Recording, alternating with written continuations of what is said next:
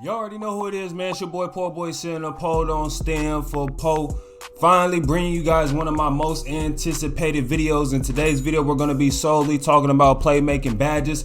Everybody out there wants to know what's the best playmaking badge to use. So we're going to talk about playmaking badges for ISO players, players that do pick and roll, and just the best playmaking badges overall. So let's get right into it, you know what I'm saying? You see a boy out here with the big blazer mascot, you know what I'm saying? Big shouts out to everybody that supports, you know what I'm saying, my top rep grind. We're almost to legend, halfway to legend, you know what I'm saying, to be Pacific.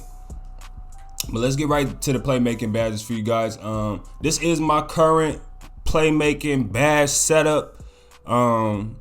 Shouts out to 2K Labs. Even though everybody before 2K Labs even dropped their video about stop and go, everybody was already saying that stop and go is a useless badge. Now, it hurt my soul to take off stop and go because I always thought the badge enhanced my player. If you have on stop and go, and if you have on stop and go Hall of Fame, it's gonna hurt, man, because them 4 extra badge points could be going to something else.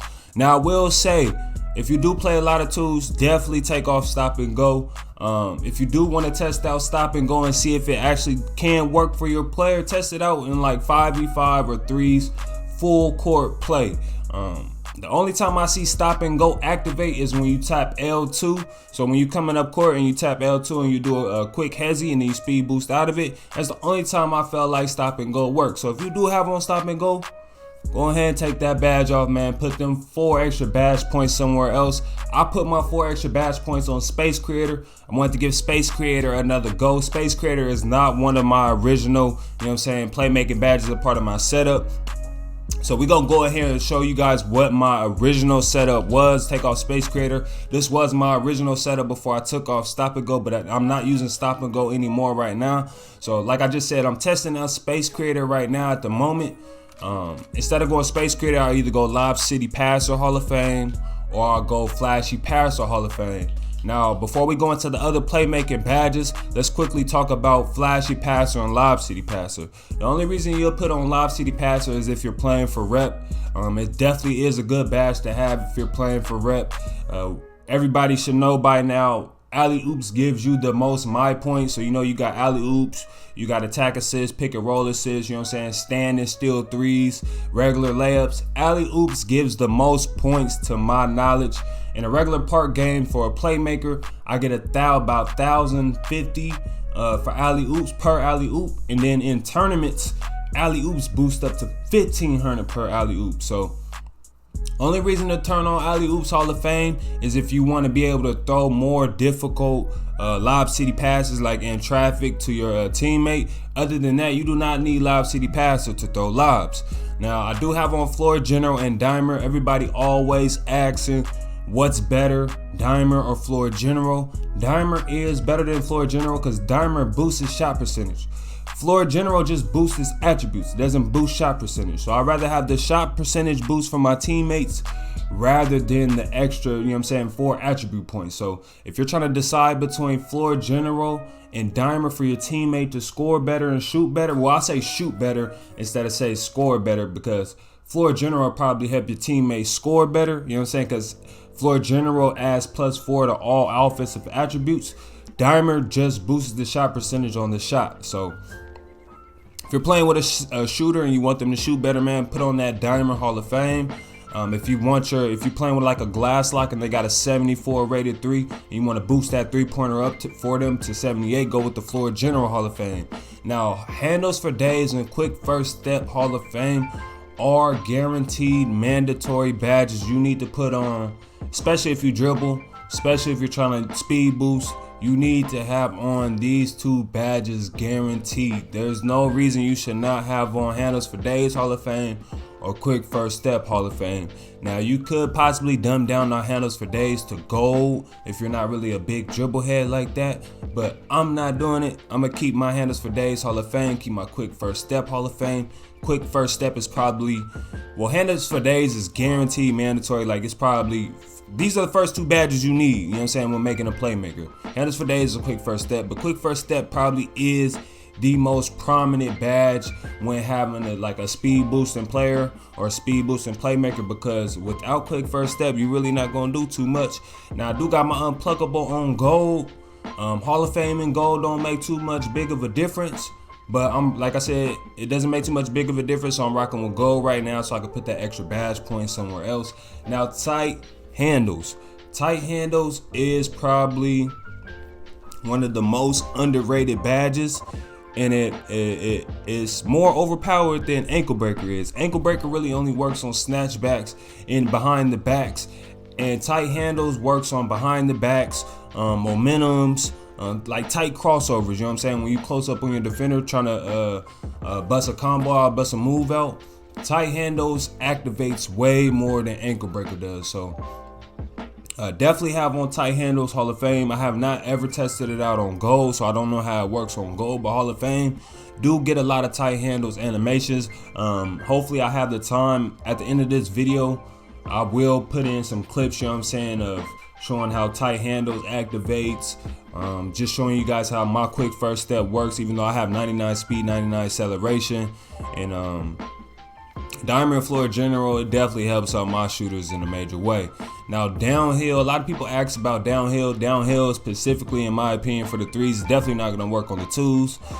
So if you do want an extra speed boost off of rebound on fast breaks, do put on downhill.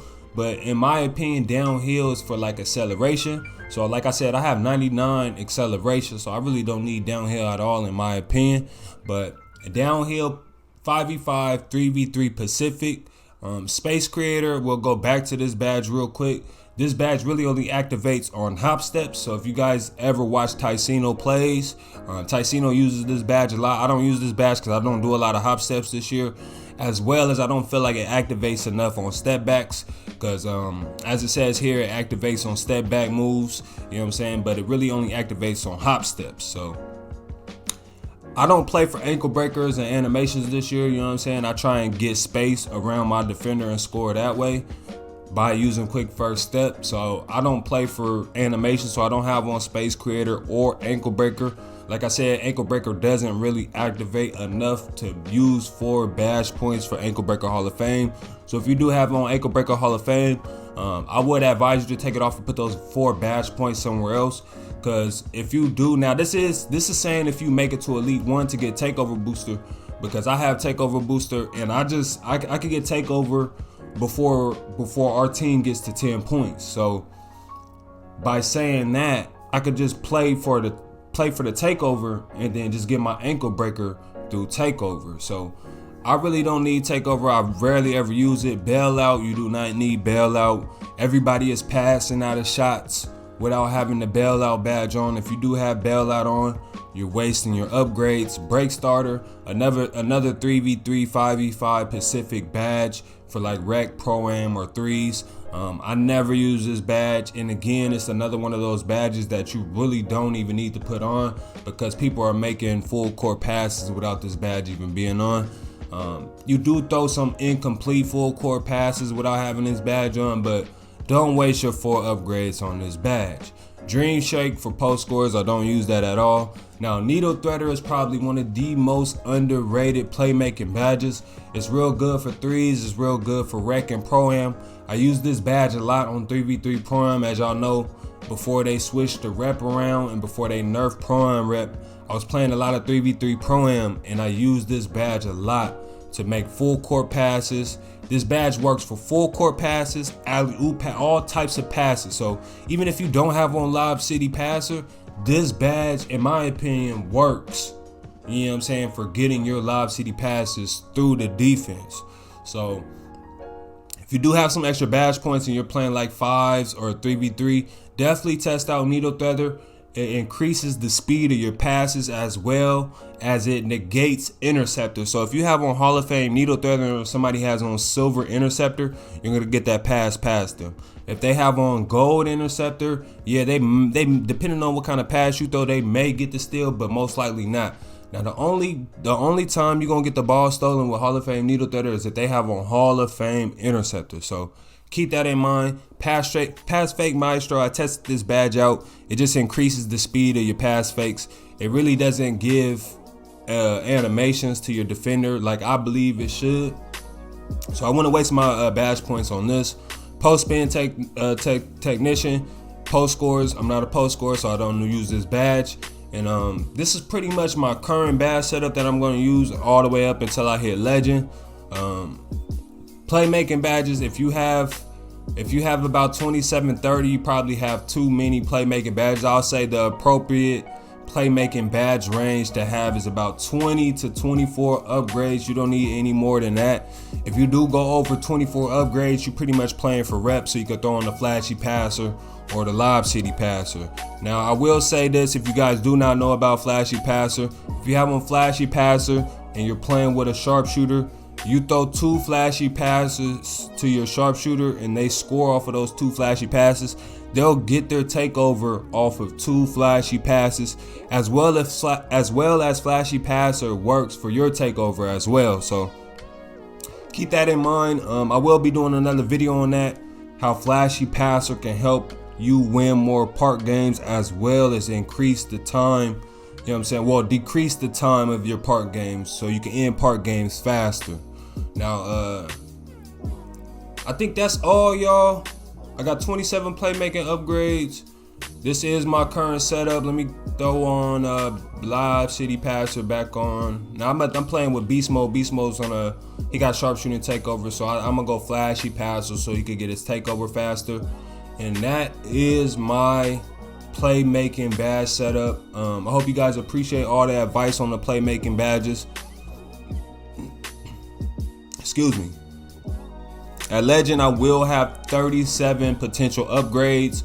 So at Legend, I'll probably go Hall of Fame Unpluggable, Hall of Fame Flashy, you know what I'm saying, and then Hall of Fame Lob City Passer, or go Hall of Fame Ankle Breaker, Hall of Fame Space Creator, Hall of Fame Unpluggable, and then go like, you know what I'm saying, Gold Flashy or something like that. But we're going to see when I make it to Legend.